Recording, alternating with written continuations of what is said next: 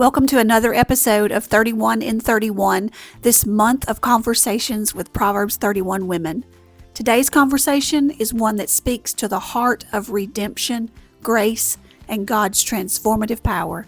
I'm joined today by Angel Dycus. She's the director of Transitions of Dyersburg, a residential faith-based recovery program for women. Angel's story is a remarkable testimony of coming full circle. Years ago, she walked her own journey through addiction. Through the power of Christ, she found freedom and healing. Today, she leads a program that helps other women find that same hope. In this episode, Angel shares about the mission of Transitions, the women they serve, and the challenges and joys of helping up to a dozen women live together under one roof as they heal and rebuild their lives. She also offers heartfelt encouragement to any woman listening or watching who may be struggling with addictions of any kind, whether it be chemical or physical, reminding us all that there is hope and restoration in Jesus.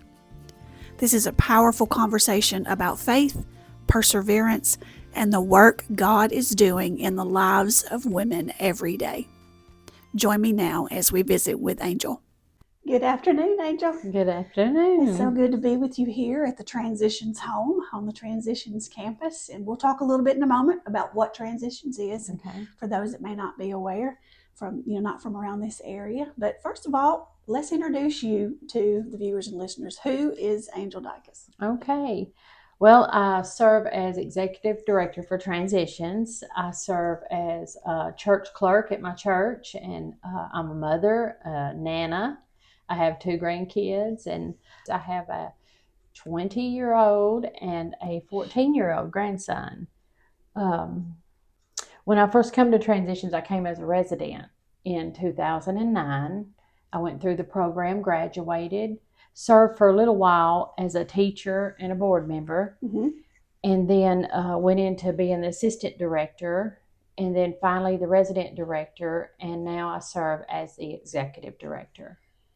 So that's perfect. I mean, what better way to understand what the women are going through here than having been through it yourself? Absolutely. Perfect. Absolutely. So tell us what Transitions is. Okay, Transitions is a residential home, faith-based home for women in crisis.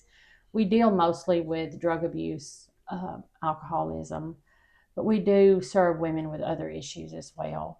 They come here, they stay for 9 months. We have an aftercare house where they live for 3 months.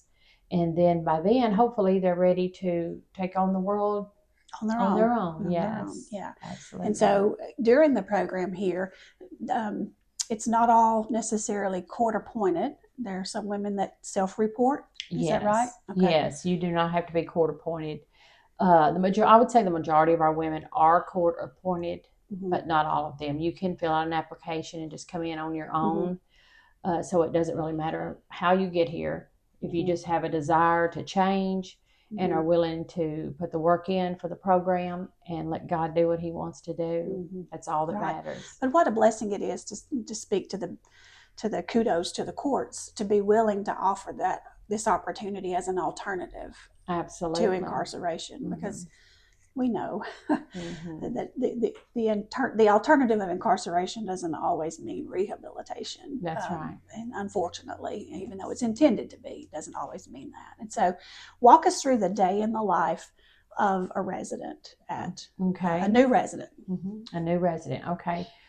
Well, when they first come in, of course, most of them are really nervous. They don't know what they're walking into. But do you find that some of them, especially if they're court appointed, don't want to be here? Yes. And you're battling that hurdle. Absolutely. Yeah. But I've seen a lot of times where that changes after they've been here a certain amount of time. Sometimes, having that court over your head will keep you here long enough for you to make a change. To happen. Yes, to make a change in your heart and then make you want to do something different. So, yeah. And normally, if they come in with a sentence and the judge lets them come here, if they complete our program successfully, that usually takes care of their sentence, whatever it was. So that's a pretty good bargain there. That's right. And it's an even better bargain if you come here not knowing the Lord to leave here fully loving and trusting the Lord. Absolutely. And let me back up a little bit to my story now that you've said that, because growing up, I didn't grow up knowing the Lord. Mm-hmm. None of my family went to church. Mm-hmm. And I mean, I could talk about addiction all day long because that's where I ended up. But the main problem was I didn't know the Lord. Mm-hmm. I didn't know the Lord. I knew there were people that went to church. I knew there were people that went to the places I went to that was not church. But I didn't know there was a difference inside you. Yeah. I had never heard about Jesus' resurrection. Really? Yes. Growing up right here in Northwest Tennessee. Yes. With a church and a pharmacy Yes. on every corner. Yes. Just about. I had no idea. I had no idea that Jesus was alive and that he would come live inside of you and that he could literally change who you were. Wow. Mm-hmm. You know, and that speaks volumes to the church. Mm-hmm. The church is people. Mm-hmm. The church is not a physical building. You know, the church is our people. And that speaks volumes that as recent, as young as you are, as recent in today's time, you grew up right here in the Bible Belt of the United States, in a community surrounded by churches. Absolutely. That this young woman was growing up on the streets right here in Northwest Tennessee and had never heard the story of the resurrection of Christ. Right. Mm-hmm. That's a wake-up call to our churches of today. It's a wake-up call to me. It's a wake-up call to should be to any Christian, any church, Bible-believing church member that's listening today. Absolutely. Because if it happened to you, it's happening right now to some other young lady that has not heard that. You know, that's just kind of really took my breath a little bit to hear you say that, because that's the kind of thing that we think about is happening in foreign countries, you know, remote areas where people don't know about Christ and missionaries can't get to them yet. You know, that's the kind of thing we think is not happening here in the States. Yes. That's amazing. One thing that I've noticed in my own church that I'm involved in now is a lot of the members there that have been in church all their life, they are quick to look at others and think they've made a choice between God and the way they're living. That's not always the case. Right. It's not like you have them both presented to you sometimes. I know sometimes you do. But for me, it wasn't presented to me and I chose the other life. The other life was my normal. That's right. Watching my parents. You didn't know a choice. You didn't know an alternative. Right. Yeah, my father drank a lot. I love my father. Yeah. I wanted to be just like him. So that's really where it started, was with drinking. And I couldn't wait to be like him and do exactly the things he did. And that's what I did, only I went farther into drugs and things as well. Yeah. So. Yeah. Wow. Part of the rehabilitation process here, having worked, you know, with some of the women, is that addiction, just like cancer, addiction is not a me disease, it's a we disease, and it impacts the entire family. And so oftentimes there are women here that while they're here, you know, they have a limited access to their children. And but even at that, even before they came here, their relationships with their children and their families were likely suffering. Right. And so that's a part of the healing process here. Can you speak a little bit about some of the wonderful stories in the lives you've seen transitioned here? I say I should have wrote a book because it's hard to recall all of the things. You still can. But you still can.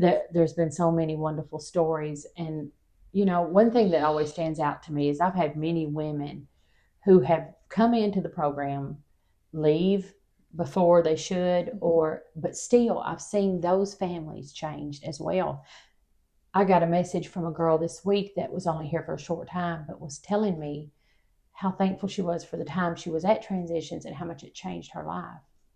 But yes, it seems like once these ladies start changing, it's like a ripple effect. Oh yeah. And it trickles down into their children and their parents, and then, you know, not always. There's some families that just aren't going to change. Yeah. But I've seen it happen more times than not, for sure. Breaking that generational cycle often too. And so, and that's nothing but the Lord. That's nothing but the Lord. Just recently. She got just enough Jesus while she was here that it stuck. Absolutely.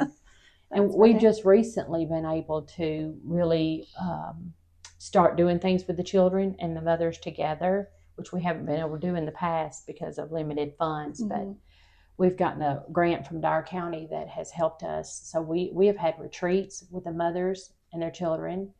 And we're getting ready to have a fall fest with the mother and their children, just because, they haven't been with their children. Right. So they don't know how to be a mother. Or they don't know how to be a mother sober. Well, right. And the children oftentimes don't know their mother sober. Right. That's right. Just as you mentioned about your father. That's amazing that they get that opportunity too. Absolutely. So it's great. Have you ever, the program's been here long enough now that a lot of these children are grown, that their parents have gone through the program, their moms have gone through the program before. Have you had any children that were children of residents that have come back and wanted to volunteer or serve in any way? Or I can't think of any right off, but I mean, they're always staying connected to us one way or the other. Yes, donating for sure. Yes, absolutely. So tell us how Transitions operates. The partnerships are crucial. Absolutely. Ways that people that may want to contribute, what are ways they could do that? We take donations from paper products to food. Anything it takes to run a house. With 12 women? Is it still 12 women? Yes, okay. 12 is our max. So we need that much more, Right. But we're blessed that we have a lot of people who donate us toilet paper, paper towels. I mean, we use a lot of different books, Bible studies. Products. Yes, female products. Like I said, food has gotten to be outrageous. Oh, yes. These ladies get maybe $200 and something a month on food stamps. So we utilize that as much as we can, but, we're always coming up short. But also monetary donations. Yeah. Our funds are down right now, probably lower than that I've ever seen them. But, okay. Got to keep the lights on somehow. Absolutely. It takes a lot. And our staff, when I first come to Transitions, there was 2 staff members. And that's the only ones you ever really seen. Now we're up to 9 paid staff. Okay. 4 part-time. And 5 full-time. So we've grown a lot in a lot of different ways. So it just takes more. But also we need teachers, we need drivers. When these ladies have appointments, they need a ride, and we're tied up, and we can't always do that. Yeah, because that's one thing we didn't touch on. Oftentimes when they come here, they've lost their driver's license. Absolutely. And won't get them back for quite a bit of a time, too. That's so it's due to court fines and things that still have, just because they get offered an opportunity to come here maybe as an incarceration alternative doesn't mean their fines and things go away. Right, that's right. So oftentimes your driver's license is tied absolutely to those paying those fines, and so drivers are critical. Yes. To being able to get them to and from work or to and from doctor's appointments and court appointments and different things. Do you still have? I was familiar in the past where there was a kind of a chore rotation around the house, and it may be this week it's this team's kitchen responsibility or this team's cleaning responsibility. And so talk to us about a little bit about that rotation of responsibilities. Okay, right now we have our chore list, and I have it divided up by rooms, and a resident is assigned to one particular room, and she does everything in that room. Then the next week I just rotate them around, also, one of the ladies is responsible per week to cook for all the other ladies. Right. So that also rotates each week. And they go hungry on my week. I'm not the cook in our house. My husband is. Well, and that's one of the things they learn while they're here, because they're not, they don't all know how to cook. So it's one of those things that we try to teach them that as well. And also they have a day they have to clean their rooms and keep their rooms. They have wash days where they have to do their laundry. And so they have a lot to do. They work out in the flower beds. They work in the garden. Yeah, if you've ever had a chance to be here on the Transitions campus, it's absolutely beautiful. And now there's the addition of, by default, some neighbors put in a magnificent pond that you have the benefit of the view of. And so, gosh, that's amazing. Just pulling up and looking at the pond. It is beautiful. I just thought I could just sit here for hours. Yes. It's a beautiful pond. And so talk to us about some of the partnerships and, churches, agencies, and different partnerships. A lot of churches that really do support us quite a bit. Some of them do monetary donations. Some of them come out and help us do other things, whatever needs to be done. We also get the Dyer County grant that I was talking about.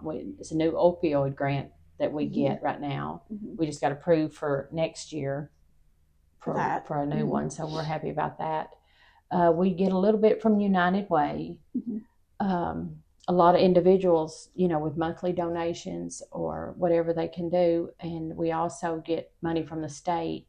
It's called ARP, Addiction Recovery Program, so we get quite a bit from them. So it takes it all to keep us going. Now, once the women get to a point in their program where that at some point they're required to get a job. Yes. Even while still residents here. Yes. So at some point, is there some responsibility on the resident to begin paying a fair share? Yes. Okay. Yes. Once they if they come in with an income, whether they draw SSI or disability, then they pay from the beginning. They contribute $200 to sponsor a sister fund to help women coming up behind them. Okay. If they don't come in with an income, then they don't have to pay that until they go to work. Once they go to work, they pay Which that. is at what point in the 9 months? We're set up in 4 phases. When they come in, they have a 21-day orientation period. Okay. And then each phase, it's 8 weeks, then 10 weeks, then 8 weeks, and 10 weeks. Third phase, they start volunteering in the community. Okay. And then in the 4th phase, they go to work. Okay. So what's the second phase? The second phase, that's when they get their mentor. Oh, okay. It's 10 weeks long. Okay. But from the beginning, there's Bible study and absolutely and church and from the beginning. Yes, from day one, they sit in Bible study every morning with me for an hour and a half. Okay. They have several classes throughout the day and also night classes. So we do a lot of different things. We do Battlefield of the Mind.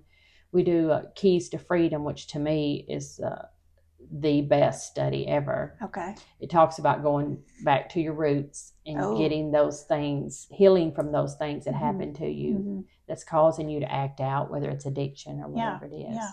We do finance classes. We do nutrition classes. We do budgeting. A lot of different things that we do. Yeah. Parenting. We've recently, Christina and I have gotten certified in parenting. Oh, okay. So that we can teach that here ourselves, because we were trying to teach it, but we weren't certified. So the courts weren't paying attention to it. Right. So. That's great that you've been able to get these other certifications. And so that's a huge accomplishment. I know you don't really like bragging about it, and it's not really a bragging point. That I'm not going to make it a bragging point, but it's a celebration point that I really would like to shine some light on. It was a very significant thing in your life. And can you tell us about your pardon? Yes. So going back to my incarceration, I had been arrested multiple times in the past. And because of that, I had 3 felonies that were drug related. And the way an expungement works, you can get arrested one time and get a felony, and you can go and pay some money and you can get an expungement. But if you ever get arrested again and get another felony, you're not eligible for that. So I wasn't eligible for that. So I had set out to put in an application for a pardon. I worked on this for 3 years. The first time I did it. Is this after you were already here? Oh, yes. Oh, okay. After I was working here. Okay. Yes. Okay. So the first time I tried to do it, it was just a whole lot of work. And I thought, this is just not going to happen. I just can't do this. So I give up on it. And then I decided to pick it back up, and I put in the work. And I'm telling you, it's a lot of work too. I had to get letters from several different people, which there was a great amount of people willing to help me in Dyer County, which was, when I would read those letters, I would think, are they talking about me? Yeah. Yeah. It was just beautiful. But then I was able to go in front of the board and have a parole hearing with the Board of Probation and Parole. And then December of last year, or was it the year before? I'd have to check that out. But the governor himself called me and told me that he issued me a full pardon. So my record is cleaner than it's ever been. I don't have a single thing, not even a speeding ticket on my record. So hallelujah. It's just great. Yeah. See, God's rewards come in the most unique and magnificent ways. And he's done so much in my life, and I felt like that was just the icing on the cake. And what an inspiration to the women that are here to see that something like that can actually happen if you put in the work. Absolutely. And if you stick with it, and if you stick with him. Yes. Stick with him. Absolutely. Because I think that's the biggest part of your story is your faith journey. Your faith journey, to me, is far more important part of your story than your addiction journey is. Absolutely. I think it's the part of your story that matters the most. Absolutely. So that's one of the, been involved from my day job standpoint. We have an opportunity often to work with men in our jails with a grant program that we have for that's related to employment. And, it's statistics. It's plenty of statistics out there that support that a faith-based rehabilitation process far, far outperforms regular secular programs or incarceration from a rehabilitation standpoint. And so I firmly believe that there's 3 components to reducing recidivism, crimes related to addiction, which is education, an opportunity for education, vocation, an opportunity to learn a job, to pay your fines, to reestablish yourself in society as a productive member of society. But then also, I believe, spiritualization. Absolutely. Getting filled with the Lord and learning to study his word and learning ways to dive deeper and when you don't understand it. Because as any new Christian, whether you're in an addiction recovery program or a crisis recovery program, or whether you're just a new Christian, doesn't have those challenges, understanding the Bible often is very hard when you're new at it. I think we had this discussion in another episode about, you don't have to start in Genesis. Right. You don't. And to go through all of those hard chapters of the Old Testament to try to understand. And so I think that's fantastic. And so you do all of the Bible teaching, or are there opportunities for others that come in? Yes, we have several Bible studies, but yes, so there's teachers that come in and teach as well. Okay, good deal. And too, something you kind of touched on, our board of directors. Right now we have 17 board of directors. Well, that's a lot. And then 9 staff. So we come from all different denominations. Yeah. But our goal is to teach the Word of God. Right. We do not teach denominational differences. Right. We try to let these ladies, they get to go to visit several different churches with staff. So, we try to let them choose. Right. And try to make them understand the importance of having a church family. So on Sundays, when it's time for church, is there opportunity for the ladies to go with different mentors to different churches, or does everybody go every Sunday to one place? Once they get into their 4th phase, we allow them to go to church with someone else that we've approved. But until then, they go with the staff. But because of we have different weekend staff members. So whoever's working, like one lady plays the piano, so they go to her church. Okay. Another lady, likes to go to her church, and then we visit different churches. So that way they get a feel of, they go to the Baptist church, they go to a Church of Christ, they go to Presbyterian church, they go to a Pentecostal church, just to kind of let them see that there are different ways to worship. Right. And it's all okay. Yes, we're all going to heaven. That's right. If we're saved, as long we're going as it's Bible believing. As long as it's Yes. Bible believing and Yes. Bible teaching. Yes. Yep. So from the staff standpoint, that's a pretty big commitment to be a staff member here. It is. Because you're going to be in that weekend rotation, I would think, right? Which means you're going to live here in the house for the weekend. Yes. And kind of help oversee the house and the operations and things. And that would also involve, oftentimes, I would imagine, intake, of new residents coming in when there's an opening. And so that's a big commitment. It is. On a staff's part. Is everybody that's on staff like you? They've been through their own journey with crisis? I have, 4 staff members who are graduates of the program. Of this program. Wow. And we have 2 board members. Recently, I've had 3 board members that are graduates of the program. We have several teachers that come in that are graduates of the program. So the board had said when they first started this place, that was their goal. And so we're getting there. We are really Wow. getting there. Can you imagine the day when the whole entire board's graduates? Yes. Wouldn't that be great? Yes, it would be. That would be great. And it'll happen. It'll happen. I think so too. So, speaking of ways to celebrate, you have a big event. Is it once a year? More than once a year. It's once a year, and it's coming up. Yeah. So tell us what's happening on Sunday. Well, it's my favorite day of the year because we're celebrating. It's a drug-free celebration. We honor all the ladies who have had at least a year drug-free.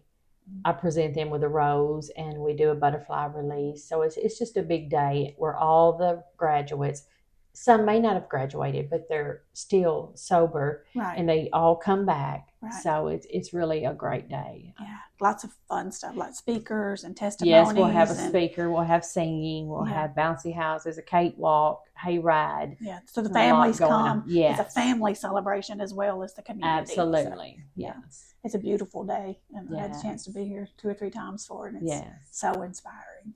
Absolutely. So inspiring. Let's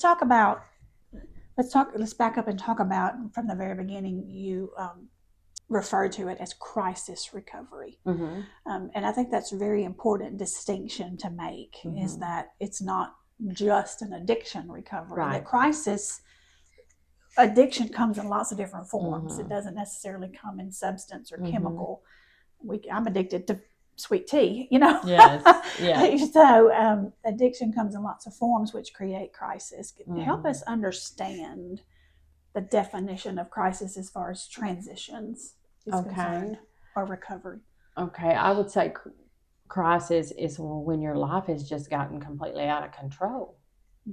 Due to whatever it is. Yes, whatever. Shopping, gambling. Yes, and drugs, so many times, myself included, you can get sober, you beat that hurdle, and then you realize that wasn't the problem to start with. It was something you did because of another problem you had. Oh, you're not fixing the root of the problem. Right. That's where you talked about the healing process that's happening in the classes. Yes, and so you realize you did the drugs because you didn't have to feel the things you were feeling. And sometimes sex addiction, the same way. You're looking for love. Yeah. You don't even realize that. Right. You think you're doing what you are wanting to do, and you're having a good time, and it leaves you empty. Yeah. Because you're ultimately searching for love that you never got. Right. Yeah. There's just so many things that cause people. Even I think about my own story. Of course, when I first started drinking, I thought I was having a good time. I was partying. I was, loving life, I thought. Right. But I soon realized that drinking gave me the courage to be the person I wanted to be, to accomplish what I was trying to accomplish, to feel loved. Yeah. By whoever could make me feel loved. At the time. For that little bit of time. Right. Only to realize when it was over, so was that love. Right. Yeah.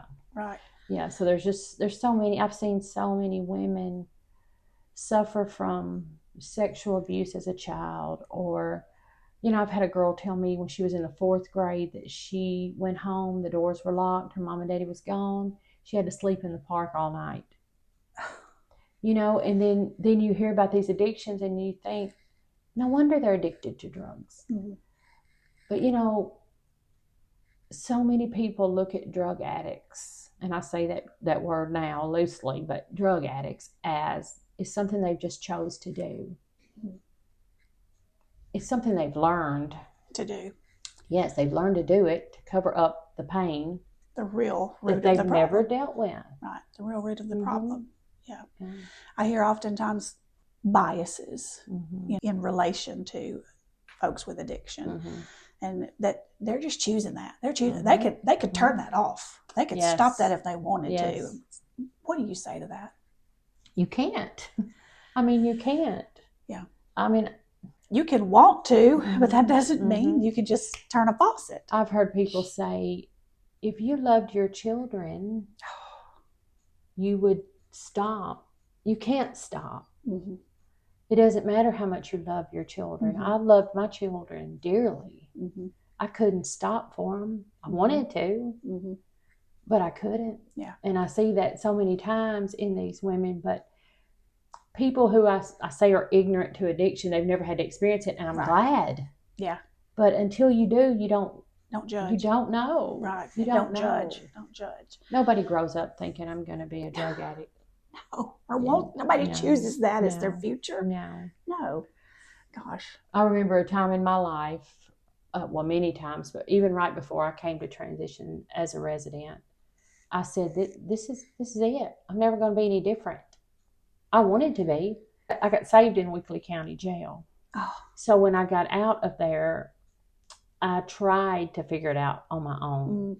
So I went to church when I could, but I didn't know anything. I needed to be discipled, right? But I didn't know that because I didn't know what that was. Right. And again, to that point, we're missing the mark on that regard in our churches by not making sure every young girl in the region is hearing about Jesus. But at the same point, these wonderful ministries that are going into the jails and are bringing folks to know Christ and, leading you to the point of salvation, there's no follow-up.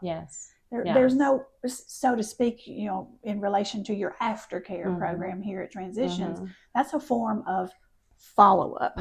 That's a form of making sure that the tools we gave you and the salvation you came to know, you're being discipled in it. And so note to those that are going into the jails and the prison systems, be sure there's some kind of follow-up. And actually, I'm going back into the same jail that I was saved in. Me and my daughter go together. Oh. Yeah, we go once a month and minister to the ladies. That's wonderful. That is wonderful. Such a great program and such an amazing story. And so talk to us just for, let's transition, set aside for just a moment and talk to us about Angel. Just Angel the woman. Okay. And what do you want Angel's legacy to be? Remember how far I've come, what I've allowed the Lord to do in my life. I couldn't have done it without Him. And that I've done my best to help other women. I have a family still in addiction. I have a sister in prison. And sometimes I think I can't help my own family. Yeah. But I just want to be remembered as someone that changed my life, done the work that needed to be done, allowed the Lord to do it, and tried to help other women know that freedom is possible. Yeah. So many people don't know that it's possible. Yeah. Well, and to that point, to this story, you made this comment, I can't help my own family. One thing I've learned is you cannot make another person do anything. Right. But don't give up either. Right. Continue to pray for them. Because that's the only thing that's going to change them. Continue to pray that the Lord will change their hearts, that they will allow Him to do a work in them, and that they will finally change their life. Yeah. And be presented with opportunities like Transitions. But don't take that on you as a failure if they don't, because you just can't. No, you cannot. Everybody has to make their own choices. Right. Kudos to the women that have chosen this as an opportunity to healing. Absolutely. And for all the wonderful lives and families that have been restored because of it. Thank you so much for the work that you're doing and for your testimony and how you're pouring it in to other women. Well, thank you for saying that. So back to, as we're beginning to wrap up our conversation, I want to leave those that have been moved by this story that may want to help in some way. How can someone get in touch or contribute to the Transitions program, whether it's monetarily or also speak a little bit about the process if it's tugging on someone's heart to want to serve here in some way. What are some of the ways that folks can serve? Okay, well, we need mentors, teachers, drivers, and you can always call the house, call the office at Transitions, and if you're interested in volunteering, you can set up a time and we can sit and talk. I can sit and talk with them. There is a vetting process. Yes. You don't just show up here and volunteer. Yeah. We have a volunteer application, which requires you to write your own testimony, your walk with the Lord, and also requires a letter from your pastor. Oh, okay. And, but we've just recently gotten to where we can take PayPal, Venmo, Cash App. Oh, okay, good. We can take credit cards, so we try to make it as easy as we can. We have an Amazon wish list now that we're still working on, but it is up and going, so you can go on there and order things for us, for the house and just different things that we need. We need handymen out here sometimes as well, so anybody that's interested can just call the office or get on our webpage and look at the different ways. And we are actually right now working on getting a new webpage. We have someone working on that for us, so we're excited about that. Okay. You have a big fundraiser each year, the 12 Days of Christmas. We do. Right? Is that coming up? Yes, it's coming up. We'll soon, in November, we'll start selling tickets for that. Okay, so. And that's a daily giveaway for the 12 days? For the 12 days, absolutely. Okay. We have some really great gifts. Yeah. You do. You make a donation. And you get a ticket. That's right. Yes. Make a donation, and then you receive a ticket. Yes, and your name goes in a drawing. Right. And as far as supplies and things like that, you can just drop them at the door. Drop them off. That's it. Drop them at the door. Yeah, that's perfect. And things like toilet paper, paper towels, laundry detergents, feminine products, just anything. Shampoo, conditioner. Think about if you had 12 women living in your house, what would they need? Absolutely. Women that come here come from all over, or just absolutely. Okay. We've had some from East Tennessee. Mm-hmm. We've had them from all over the place, different states. Not just limited to just Northwest Tennessee. And we are TDOC approved. Okay. So we have a lot of women that are paroled to us as well. So. At the close of every episode of the Authentically You podcast, and especially this 31 and 31 series, where we've been focused on the virtues and the values spoken of in Proverbs 31, which transitions in and of itself, and your story in and of itself is the epitome of Proverbs 31, I believe. Speak to us about, the virtue of diligence and resilience and strength.